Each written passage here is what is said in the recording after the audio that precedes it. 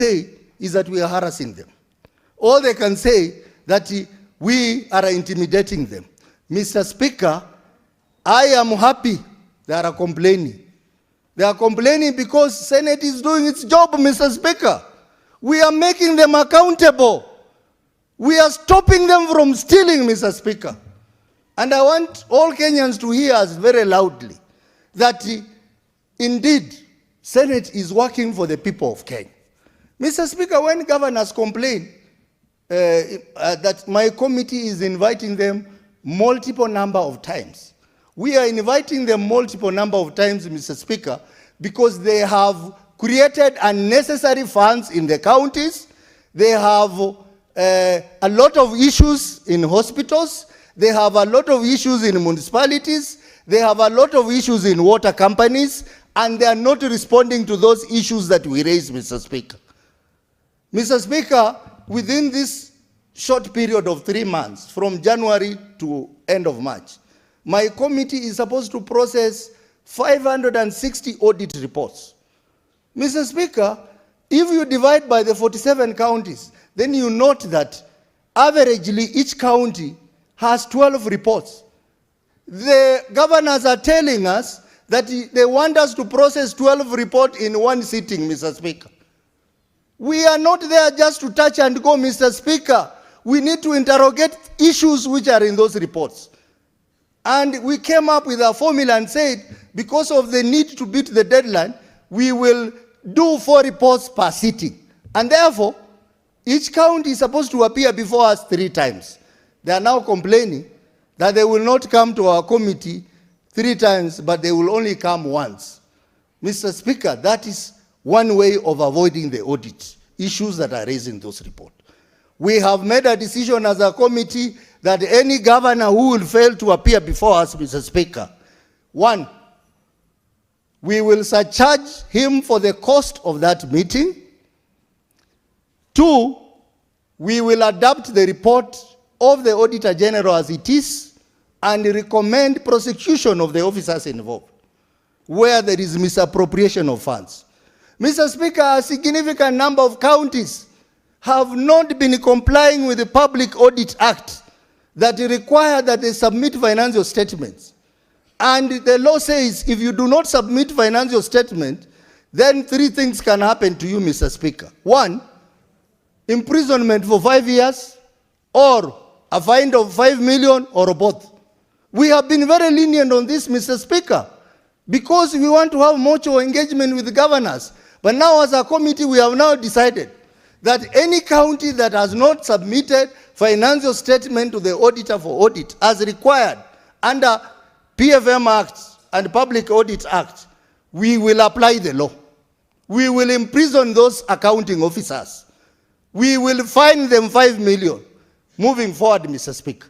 Mr. Speaker, I also want Kenyans to understand that the Senate makes recommendations for investigation and prosecution. But our 2 constitutional offices, EACC and ODPP, they need to do their job. We need to see them taking people in so that we don't have these people playing around with us. They know that we will make recommendations and then they play their games around EACC and avoid the law, Mr. Speaker. Mr. Speaker, one of the things that we need to do is to call the EACC to appear in the committee of the whole house to explain to us why they are not taking our recommendations, why they are not investigating, and ODPP, why they are not prosecuting the governors involved, Mr. Speaker. Mr. Speaker, this is a very serious matter, and I want to recommend that now that we are working so hard, the 2 committees, to process the reports for 2024-2025, I would request, Mr. Speaker, in the Senate Business Committee, the last 2 weeks before the deadline of 31st, we spare that time to discuss the audit report for each county. We have adequate time, Mr. Speaker. We can suspend everything else, Mr. Speaker, and deal county by county, so that the members, you can appreciate the kind of plunder that is happening in our counties, the kind of mismanagement, the kind of violation of the law that is happening in our counties. Mr. Speaker, I have heard the statement of the Speaker. But Mr. Speaker, moving forward, we should deal with the counties, individual counties, not this amorphous body called COG. COG is proving to be a criminal enterprise, Mr. Speaker. COG is where they sit, they collude on many issues against the people of Kenya. We will want that we deal with individual counties, because when we appropriate money in this house, we appropriate money to individual counties and not COG. Because COG is not even in law, Mr. Speaker. Why are we bothered about them? And Mr. Speaker, even as they say that they are not coming before the committee, some of the governors are appearing now. Some have even called us and said that we want you to give us this debt and this debt. It is just a notorious group of governors who think they are bigger than life, Mr. Speaker, who think that there are small gods, that they should not appear before us. And I want to say the governors who are vocal on what senators are doing are the same governors who have issues in our committees. The governor for Wajir, who is a FCPA and who is the chair of Council of Governors, I want to challenge him why there are so many issues around entities in his county. And yet he claims to be an FCPA.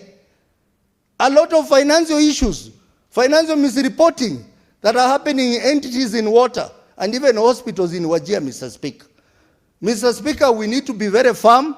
We should not be intimidated. I, as a chair of CPIC, I will not be intimidated by any governor.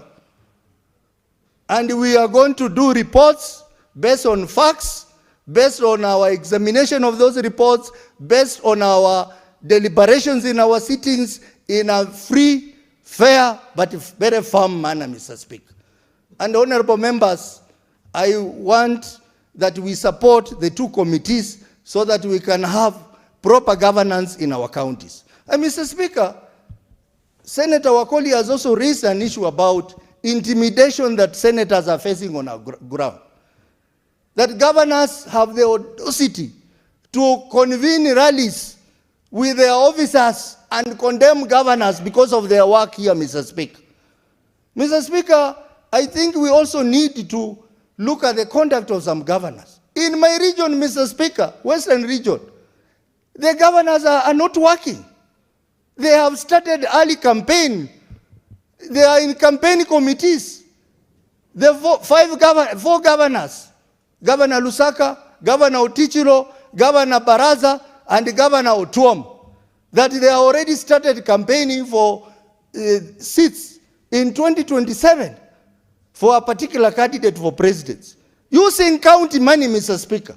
Mr. Speaker, this will not be tolerated, and senators from the region, we have said, we will not allow you people to use county money to campaign this early. Focus on delivering services to the people of your respective counties, Mr. Speaker. Mr. Speaker, I would like to urge the governors to work very closely with senators, because we are the ones who appropriate money to you. You cannot appear like you want to fight us. You cannot appear like you want to intimidate us. You cannot appear like you want to tell us when to come and when not to come. And it's very sad, Mr. Speaker, that some of the governors who are promoting this kind of practice have been senators here, Mr. Speaker. I am surprised that my good friend Mutula Kilonzo, who I have respected for years, that today he was supposed to appear before PIC committee, and he writes a letter to say I'm not appearing because of the decision of COG. And I wonder, this is a lawyer, Mr. Speaker. COG is an amorphous body. Why are you making reference